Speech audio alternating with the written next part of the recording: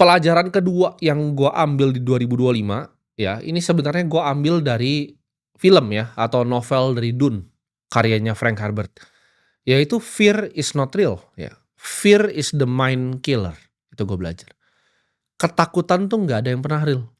Ketika lu teman-teman semua mau mulai sesuatu, ya, kalian takut, itu nggak ada yang real gitu. Keluarga kalian, kalian takut ngomongin apa, itu cuman ada di kepala kalian. Kalian yang ngerasa ketika, "Oh, gue mau mulai usaha nih, gue mau mulai berinvestasi," tapi gue diejek sama teman-teman, gue diejek nonton edukasi sama orang lain. Orang tuh nggak ada yang pernah peduli sama lu, ya. Lu tuh ada di spotlight bias ketika lu ngerasa dunia itu berputar di lu padahal nggak ada yang pernah peduli. Ketika lu jalan di mall tuh nggak ada yang pernah peduli sama lu. Jadi gue kasih tau bahwa ketakutan tuh nggak nyata. Buat apa ya lu takutin masa depan atas sesuatu yang lu nggak akan pernah bisa kontrol. Yang ada tuh hanya kenyataan yang ada di depan mata lu ini. Ya, di detik ini kenyataan tuh yang ada.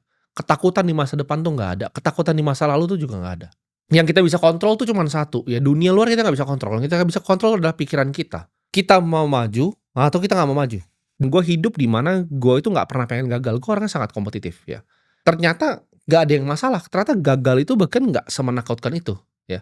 Ketika kalian bikin sesuatu terus gagal itu nggak semenakutkan itu. Jadi 3 langkah mundur untuk 30 langkah ke depan itu nggak masalah.